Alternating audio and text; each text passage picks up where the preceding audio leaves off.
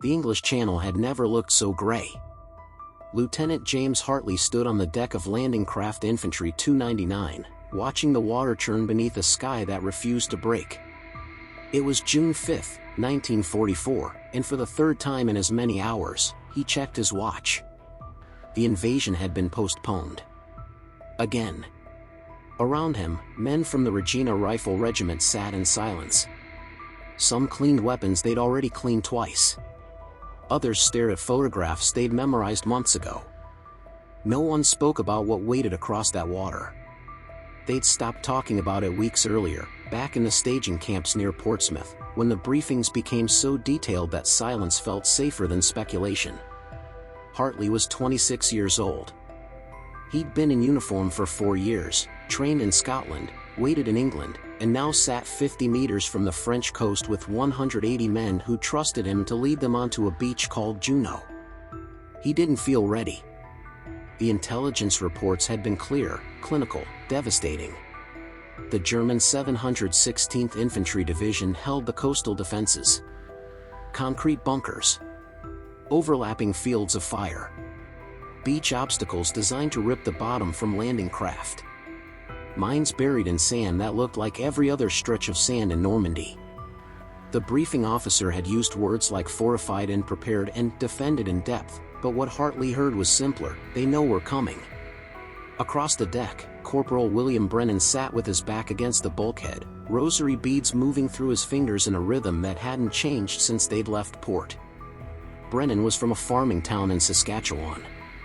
He'd joined up in 1940, survived North Africa, and somehow maintained a faith that Hartley envied but couldn't share.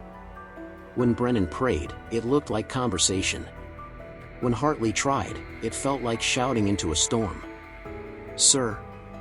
Private David Chin appeared at Hartley's elbow, his face pale beneath the camouflage netting draped over his helmet. Chin was 19, the youngest in the platoon, a kid from Vancouver who'd lied about his age to enlist and now couldn't lie about the fear in his eyes.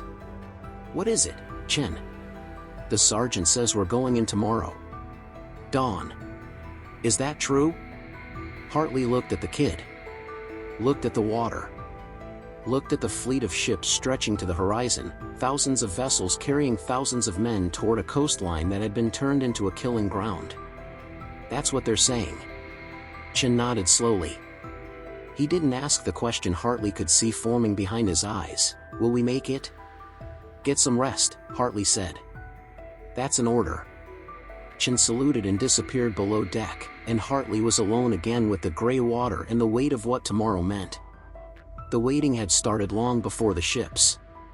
It had started in February, when the 3rd Canadian Infantry Division was pulled from training exercises and told to prepare for special operations. It had started when they were issued new equipment, new maps, new orders that came in sealed envelopes marked with security classifications Hartley had never seen before. It had started when they built the scale models. In a warehouse outside Southampton, British engineers had constructed a perfect replica of the Normandy coast. Every bunker, every trench, every meter of beach. The Canadians had walked through it for weeks, memorizing landmarks, rehearsing movements, learning the terrain like it was their hometown. Hartley could close his eyes and see it: the seawall at Courseulles-sur-Mer, the church steeple at Berniers, the gap in the dunes where intelligence said the German defenses were weakest. He'd walked that mile 50 times. He still didn't know if it would be enough. The training had been relentless. Amphibious assaults on the Scottish coast, live-fire exercises in the rain, night landings where half the men ended up in the wrong sector and had to fight their way back. They'd practiced under smoke, under artillery fire, under conditions designed to simulate chaos. And still, the officers kept saying the same thing: the real thing will be worse. Hartley believed them. He'd seen the casualty estimates. 30% in the first wave. 50% by nightfall. Numbers that turned men into mathematics, lives into acceptable losses. The planners spoke about securing the beachhead and establishing a foothold, but Hartley knew what those words meant. They meant some of his men wouldn't see sunset. They meant he might not either. And yet, they waited. The night before the invasion, the chaplain held a service below deck. Hartley didn't go. He told himself it was because he needed to review the maps one more time, check the equipment one more time, make sure everything was ready one more time. But the truth was simpler, he didn't know what to pray for. Victory felt too big. Survival felt too selfish. So he sat in the corner of the troop compartment and watched his men. Brennan was there, of course, rosary still moving through his fingers. Chen sat beside him, eyes closed, lips moving in silence. Sergeant Tom McLeod, a career soldier from Nova Scotia who'd fought in the First War and re-enlisted for this one, stood at the back with his arms crossed, face unreadable. The chaplain spoke about courage. About duty. About the righteousness of their cause and the certainty of God's protection. Hartley wanted to believe it. Wanted to feel the certainty that seemed to fill the room, the sense that what they were about to do mattered in some cosmic, unshakable way. But all he felt was the weight. The weight of the men depending on him. The weight of the orders in his pocket. The weight of the knowledge that in less than 12 hours, he would lead these men onto a beach where the Germans had spent 4 years preparing to kill them. When the service ended, McLeod found him. "You all right, sir?" Hartley nodded. "Just thinking. Don't think too much." McLeod's voice was rough, worn smooth by decades of command.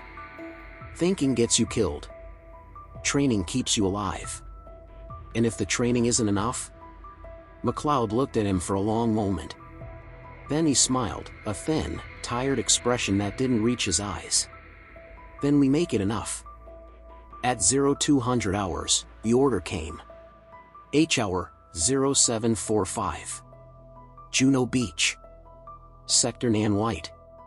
The men began to move. They checked weapons in silence. Fixed bayonets. Adjusted straps and buckles and the 100 small details that separated life from death. No one joked. No one sang the songs they'd sung during training. The time for bravado had passed. Hartley moved through the platoon, checking each man, offering words he didn't believe but needed to say. "Stay low. Watch your spacing. Follow the sergeant. We'll get through this." Some nodded. Some didn't respond at all. Chen looked at him with eyes that had aged a decade overnight, and Hartley gripped his shoulder. "You're going to be fine." It was a lie. They both knew it. But Chen nodded anyway, because lies were all they had left. At 0530, the naval bombardment began. The sound was apocalyptic. Battleships and cruisers opened fire, hurling shells the size of automobiles toward the French coast. The concussions rattled the landing craft, shook the water, turned the pre-dawn darkness into a flickering nightmare of light and noise. Hartley watched the horizon burn and tried to imagine what it looked like on the other side. Tried to imagine the Germans huddled in their bunkers, waiting for the barrage to end, knowing what came next. He couldn't. At 0700, the landing craft began to move. The ramp was still up. The beach was still invisible. But the engines roared to life, and the vessel lurched forward, and suddenly they were part of the Armada, one craft among thousands, pushing toward a coastline that had become a wall of smoke and fire. Hartley stood at the front, one hand on the ramp, the other on his rifle. Behind him, 30 men waited. 30 lives. 30 families back in Canada who would either celebrate or mourn based on what happened in the next hour. The weight had never been heavier. Beside him, McLeod checked his watch. 15 minutes, sir." Hartley nodded. His mouth was dry. His hands were steady.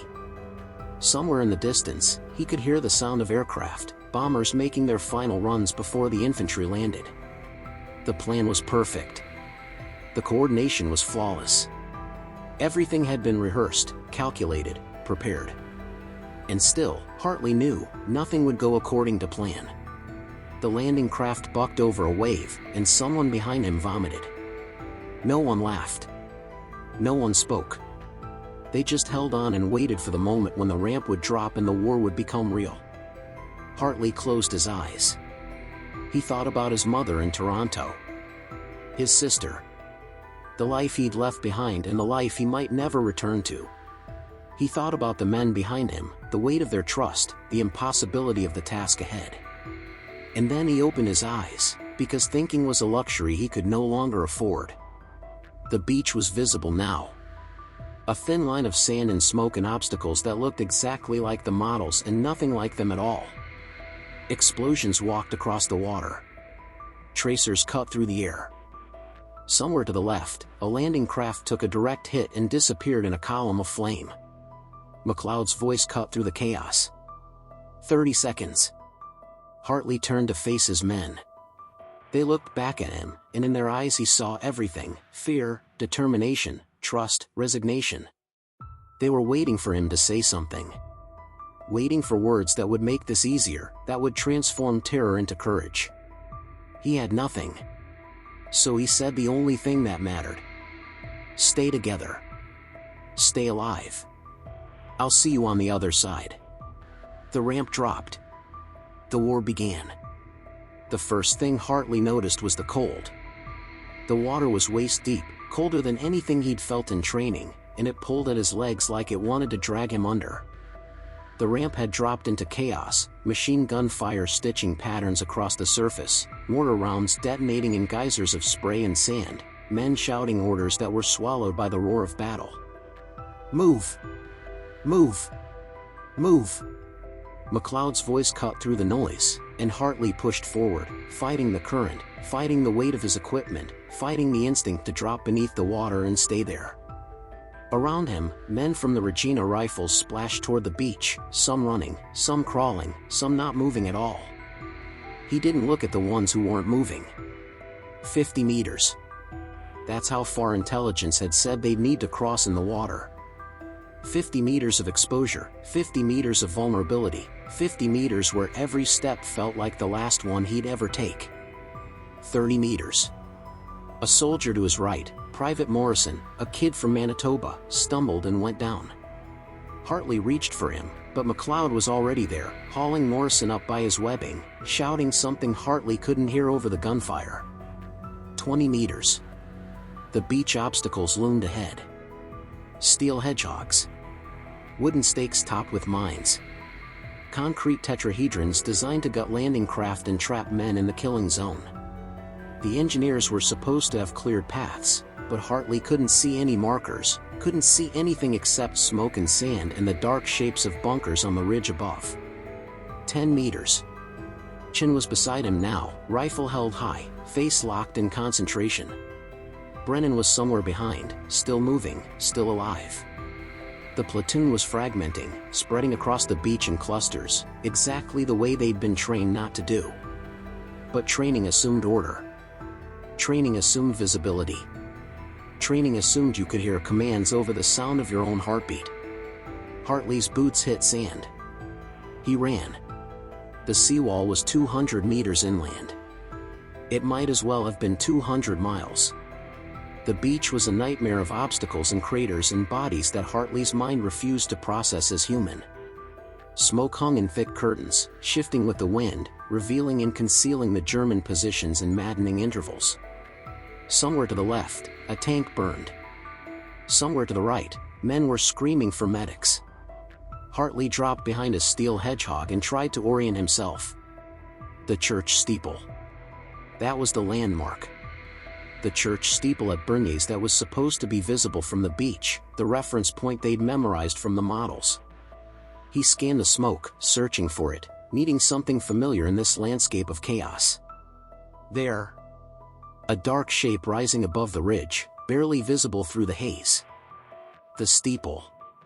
Which meant the bunker complex was 200 meters to the right, the gap in the dunes was straight ahead, and the seawall. A burst of machine gun fire tore through the air above his head, and Hartley pressed himself into the sand. The German defenses were intact. The naval bombardment had done damage. He could see collapsed trenches, shattered obstacles, craters where bunkers used to be, but the main positions were still firing. Still coordinated. Still doing exactly what they'd been designed to do, turn the beach into a graveyard. Sir. Chin materialized beside him, breathing hard, eyes wide. blood ran down his left arm, but he was moving, functional, alive. "You hit?" "Shrapnel." "I'm fine." "What do we do?" Hartley looked at the seawall. Looked at the gap in the dunes. Looked at the men scattered across the beach, pinned down, waiting for someone to tell them what came next. This was the moment. This was the moment every training exercise had prepared him for, the moment when leadership meant more than rank, when decisions measured in seconds determined who lived and who didn't. McLeod appeared on his other side, face streaked with sand and seawater. "We're getting cut to pieces out here, sir. We need to move." "The bunker." "Forget the bunker. We go for the gap. Get off this beach before the tide comes in and drowns the wounded." Hartley knew McLeod was right. The plan had been to suppress the bunker, secure the beach, establish a perimeter. But the plan had died the moment the ramp dropped. Now there was only survival. Only forward. "Gather everyone you can," Hartley said. "We move in 2 minutes." McLeod nodded and disappeared into the smoke. Hartley turned to Chen. "Pass the word. We're moving to the seawall. Stay low. Stay fast. Don't stop for anything." Chen hesitated. "What about the wounded?" Hartley looked at him. Looked at the beach. Looked at the men who were screaming and the men who had stopped screaming. "The medics will handle it. We need to take that wall." It was the right answer. The tactical answer. The answer that prioritized the mission over individuals, that accepted losses as inevitable, that treated men as resources to be expended in pursuit of objectives. It felt like murder. Chen ran to spread the word, and Hartley was alone again behind the hedgehog, listening to the sound of gunfire and surf in his own breathing. He thought about the casualty estimates. 30% in the first wave. They'd been on the beach for 15 minutes, and he'd already lost count of how many men weren't moving. 50% by nightfall. He checked his rifle. Checked his grenades. Checked the watch on his wrist that somehow still worked despite the water and the chaos and the impossibility of time continuing to pass in a place like this. 0812 hours. 27 minutes since the ramp dropped. It felt like a lifetime. They moved as a group. 30 men became 20. 20 became 15 as they crossed the beach, sprinting between obstacles, diving into craters, using smoke and suppressing fire and sheer desperate momentum to cover ground that should have been uncrossable. Hartley ran at the front, rifle in one hand, the other waving men forward. He didn't think. Didn't calculate. Just moved, because stopping meant dying, and dying meant failing the men who were still following him. A mortar round landed 10 meters to his left. The concussion lifted him off his feet and slammed him into the sand. His ears rang. His vision blurred. For a moment, he couldn't remember where he was, couldn't remember why he was lying on a beach with his face in the dirt and his lungs screaming for air. Then hands grabbed him. "Up, sir! Up!" Brennan. The farmer from Saskatchewan with the rosary beads and the faith that wouldn't break. He hauled Hartley to his feet, and they ran together, closing the final meters to the seawall in a stumbling, desperate charge that ended with both men collapsing against the concrete, gasping, alive. Others arrived. Chen. Morrison. A dozen men whose names Hartley knew and faces he could barely recognize beneath the layers of sand and smoke and fear. McLeod was the last to reach the wall. He dropped beside Hartley, breathing hard, and for a moment neither man spoke. They just sat there, backs against the concrete, listening to the battle rage around them. "We made it," Chen said. His voice was shaking. "We actually made it." Hartley looked at him. Looked at the beach behind them.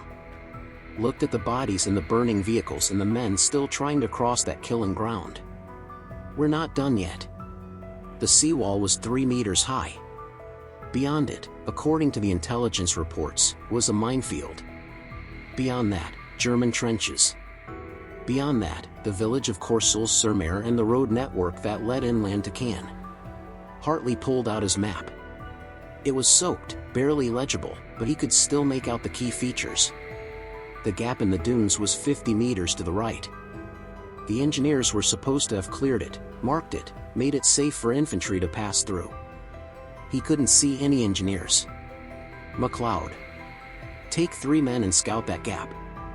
I need to know if it's clear. And if it's not, then we find another way. McLeod selected Morrison and 2 others, and they moved along the base of the wall, crouched low, weapons ready. Hartley watched them go and tried not to think about what happened if the gap was mined, if the engineers had failed, if there was no way forward. Beside him, Brennan was praying again. The rosary beads moved through his fingers in that same steady rhythm, and Hartley found himself focusing on it, using it as an anchor in the chaos. "You really think that helps?" he asked. Brennan looked at him. "Got us this far, didn't it?" Hartley didn't have an answer for that. Chin sat on his other side, field dressing wrapped around his arm, rifle across his lap. The kid looked older now. The fear was still there, but it had been joined by something else. Something harder. "How many did we lose?" Chin asked. "I don't know. Sergeant Patterson's squad. I didn't see them make it off the beach." Hartley closed his eyes. Patterson. A good man. A solid NCO. 12 men under his command. "We'll count later," he said. "Right now, we focus on what's ahead." It was the only way to survive this. Focus on the next objective. The next meter. The next breath. Don't think about the men who weren't breathing anymore. Don't think about the families back home who would receive telegrams. Don't think about anything except forward. McLeod returned. "Gap's clear. Engineers did their job. We've got a path through the minefield, marked with tape. It's narrow, but it'll work." Hartley felt something loosen in his chest. Not relief, he was too numb for relief, but a sense that maybe, possibly, they had a chance. "Get everyone ready. We move in 5 minutes." They went through the gap single file. Hartley led, stepping carefully on ground that had been cleared but still felt like it might explode with every footfall. The minefield stretched on both sides, marked with skulls and crossbones on signs in German, a reminder that one wrong step meant death. No one spoke. They just walked, a line of exhausted men moving through a corridor of death, trusting that the engineers had been thorough, that the tape markers were accurate, that luck would hold for just a few more minutes. The German trenches were abandoned. Hartley didn't understand it at first.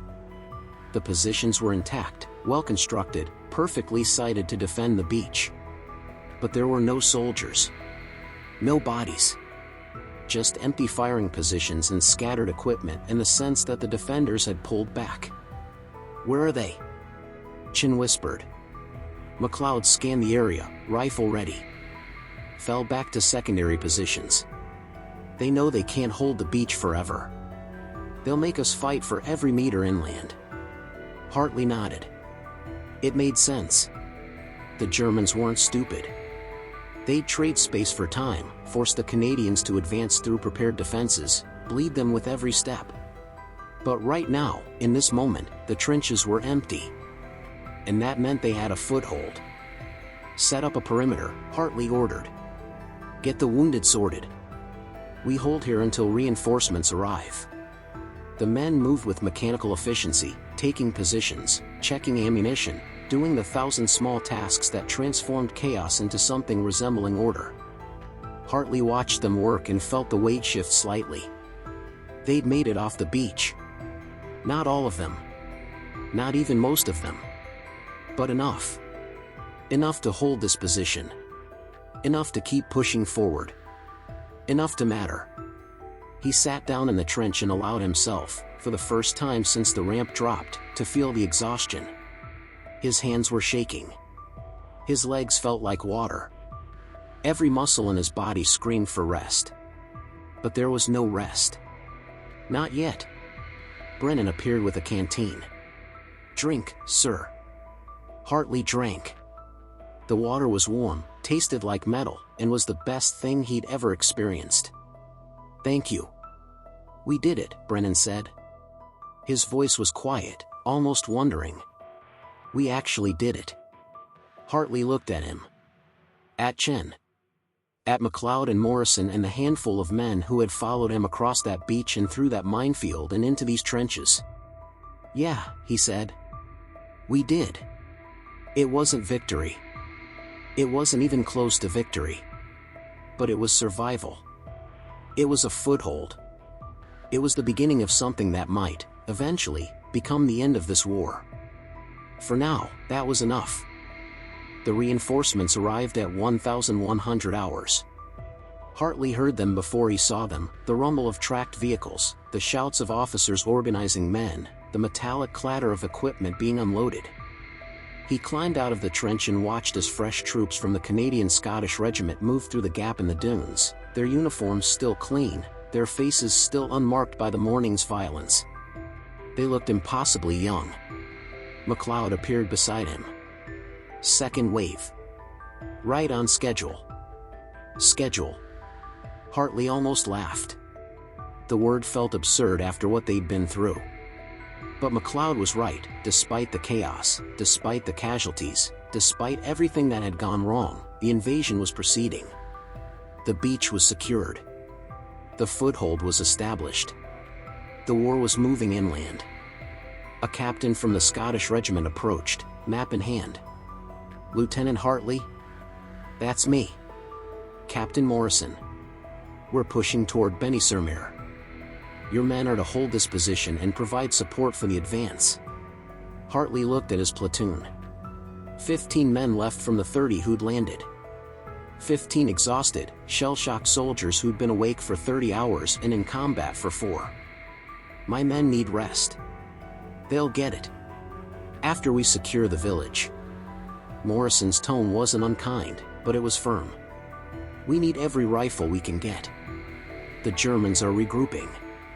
If we don't push now, we'll be fighting for this ground again tomorrow." Hartley knew he was right. Knew that war didn't pause for exhaustion, didn't accommodate human limits, didn't care that his men had already given everything they had. How long? 2 hours. Maybe 3.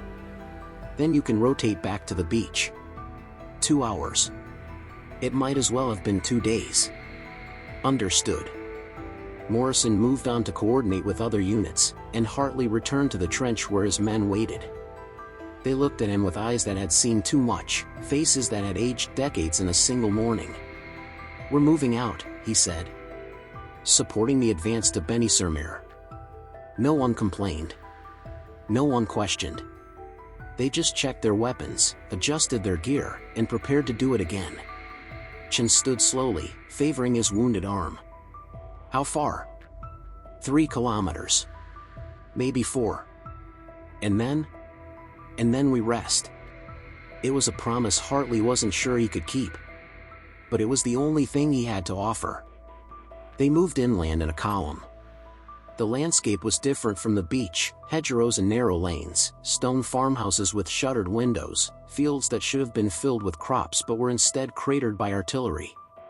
The sound of gunfire echoed from the direction of Benny-sur-Mer, sporadic but intense, the signature of close-quarters fighting.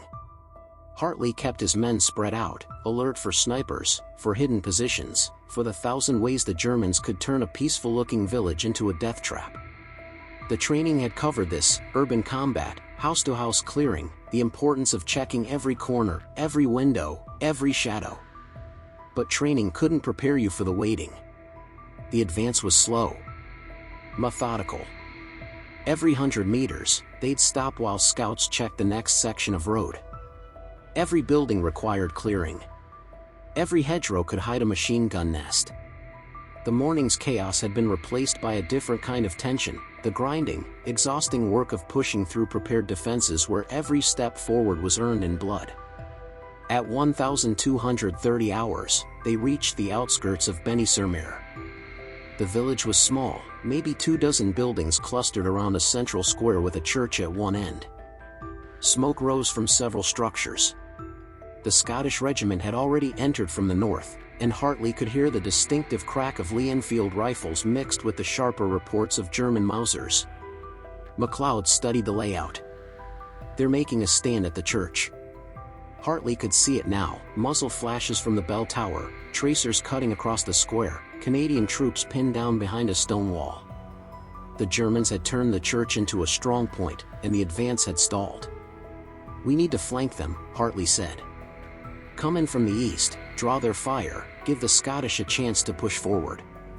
That's a lot of open ground. You have a better idea?" McLeod didn't. Hartley gathered his men. 15 had become 13, 2 had collapsed from exhaustion during the march and been sent back to the beach. 13 soldiers who'd already survived the impossible once today. He was asking them to do it again. "Listen up. We're going to move along that hedgerow, come around behind the church, and hit them from the side. It's going to be loud. It's going to be fast. And we're going to do it together." Brennan spoke up. "What about the civilians?" It was a good question. Intelligence had said most of the French population had been evacuated or had fled inland, but there was no way to know for certain. The last thing they needed was to start a firefight in a building full of families. "We fire only on confirmed targets. If you see civilians, you hold fire and report. Clear?" They nodded. "Then let's move." The flanking maneuver took 20 minutes. 20 minutes of crawling through hedgerows, of freezing every time a burst of gunfire erupted, of praying that the Germans in the church tower were too focused on the troops to their front to notice the squad working around their flank. Hartley's heart hammered in his chest. His hands were steady on his rifle, but his mind was racing through contingencies, through everything that could go wrong, through the knowledge that one mistake would get them all killed. They reached a stone barn 50 meters from the church. From here, Hartley could see the German positions clearly. 3 soldiers in the bell tower. At least 4 more in the church itself, firing from windows. A machine gun nest in the cemetery behind the building. 13 Canadians against maybe a dozen Germans in fortified positions. The math wasn't good. McLeod crouched beside him. "We hit the machine gun first. Without that, the Scottish can advance. And the tower? Leave it for the tanks. We don't have the firepower to take it." Hartley nodded. It was the right call. Focus on what they could accomplish. Let the armor handle the hardened positions. He turned to his men. "Brennan, Morrison, Chin, you're with me on the machine gun. McLeod, take the rest and provide covering fire. On my signal." They moved into position. Hartley could see the machine gun crew now, 2 men, one feeding ammunition, the other behind the weapon, both focused on the square. They hadn't seen the Canadians. Hadn't realized their flank was exposed. This was the moment. This was the instant when everything could change. When a small group of exhausted soldiers could shift the balance of a firefight, could break a stalemate, could turn a German strongpoint into a Canadian victory. Hartley raised his hand. Held it. Dropped it. The first grenade landed perfectly. Hartley had thrown it in a high arc, watched it tumble through the air, watched it land directly in the machine gun nest. The explosion was immediate, devastating. The gun went silent. The crew didn't move again. "Go! Go! Go!" They rushed the church. Brennan fired through a window, the crack of his rifle sharp in the afternoon air. Chin was beside him, moving with a precision that belied his age, his fear transformed into focused action. Morrison covered the door while Hartley and McLeod moved to the side entrance. The Germans inside were reacting now. Hartley could hear shouting, could hear boots on stone floors, could hear the metallic sound of weapons being readied. He kicked the door open. The interior of the church was dim, smoke-filled, chaotic. A German soldier appeared in the doorway to the nave, rifle raised. Hartley fired first. The man went down. Another appeared. McLeod's rifle barked. Another down. Then silence. Hartley moved through the church, clearing each room, each corner, each space where an enemy could hide. His training took over, muscle memory, drilled responses, the mechanical process of survival. He didn't think about the men he was shooting. didn't think about the fact that they were someone's sons, someone's brothers, someone's fathers. He just moved forward. The church was clear. Outside, the sound of gunfire had changed. The Scottish regiment was advancing, pushing through the square, securing buildings. The German defense was collapsing. Hartley stepped out into the sunlight and saw Captain Morrison waving his men forward. The village was theirs. At 1,400 hours, the fighting stopped. Benny-sur-Mer was secured. The Germans had withdrawn to positions further inland, leaving behind equipment, casualties, and a village that would serve as a staging point for the continued advance toward Caen. Hartley sat on the steps of the church and allowed himself to feel it. The exhaustion. The relief. The impossible fact that he was still alive. Around him, his men were doing the same. Brennan had his rosary out again, beads moving through fingers that were finally steady. Chen was getting his arm properly dressed by a medic. Morrison was sharing cigarettes with the Scottish troops. MacLeod was checking ammunition counts, always the professional, always preparing for the next fight. 13 men. 13 out of 30. The math was brutal. But they were alive. They had done their job. They had taken the beach, held the line, pushed inland, and secured an objective that would help end this war. Captain Morrison approached. "Good work, Lieutenant. Your men made the difference." Hartley nodded.